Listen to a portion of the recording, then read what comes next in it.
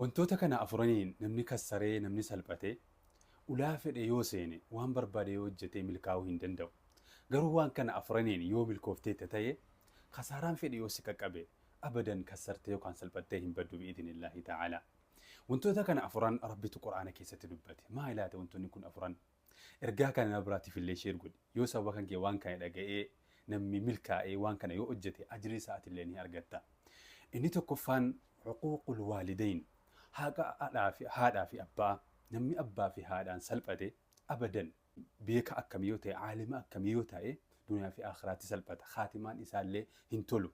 Yoo waa qabaatillee jireenya tartiiba qabu jiraachuu hin danda'u. Beeka akkamii taatus, doktora akkamii taatus, aalima akkamii yoo taatus haadhaa fi abbaan kee nama haasaa hin beekne nama jireenya gadaanaa jiraatu yoo ta'e illee gadi jettee yoo akkam haasaa beektes yoo akkam nama jabaa taates jarri yoo qulqulluu ta'uu baatanis yoo jaraaf gadi hin jedhin salphataa yookaan nama khasaraa ta'uu kan keeti. Nabi Ciisaan yookaan Iyesuus gaafa Rabbiin sabiyyummaadhaan isa dubbachiisee mu'ujizaa irraa mul'isee jedhu nabiyyummaa isaatti aansee wanti inni ittiin ummatatti dhaadate maa inni wabarran biwaalidatii walam yaj'alnii jabbaaran shaqiyyaa. Rabbiin kiyya haadha kiyyatti akkam tola oolu godhee na uume nama qalbii gogaa nama jabeessa nama badaa godhee nan uumne jedhee haadha ofii kabajuudhaan ummatatti dhaadate.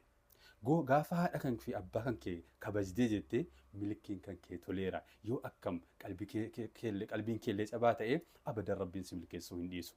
Inni lammaffaan adamu du'aa.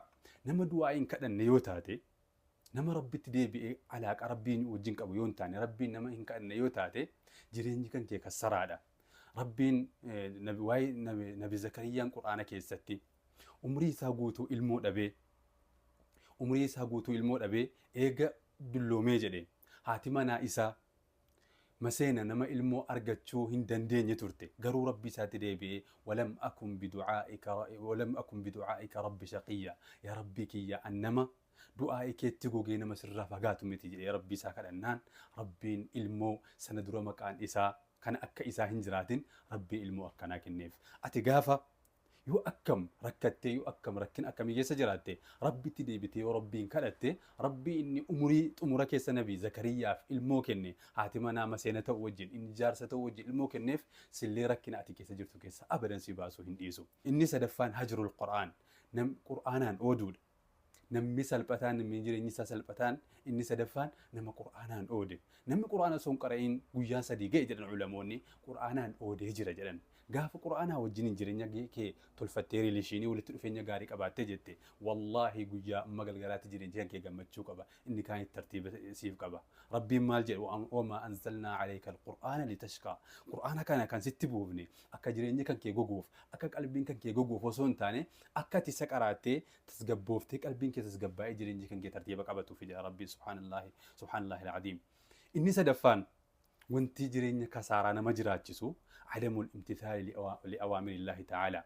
ربي في أجمو أجا ربي عمرن ديسن وجتشو دبول.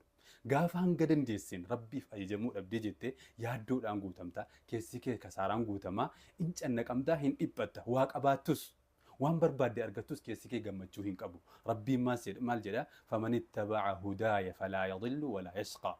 نمنك أجيلو مكية أجيل فمكية قرآنك إرجاء النبي محمد التبوسي أردو في جده جلته كيسي ساقو جيريني سا ترتيبهن أبو جاء ربي توادان وسيني قال فوان أنتو تكن أفرين رافقات تجتي هذا في أباكن كي قلبي تبسيتي قرآن دعاء ديستي قرآن رافقات أيجا ربي راو فقات وان في يوقبات أبدا ترتيبهن كابو سيفين قولتو جيريني قمتشو جاتشو اندندس وان كان أفران قرو يو اتي ملكوفتي وان برا يو أبدالي ربي قمتشو سيجراتشيسا أتكر أنا اللي سيكنو دندا وروان كان أفراني ملكاي إسا أفس أرغتو ربي نواتايسو إرقا كان نبراتي في اللي شيرقل سهو كان كي لقائي نمني يوم الكائي هذا في أباسا كبجيجري أتلي اتي ملكوفتا. السلام عليكم ورحمة الله وبركاته.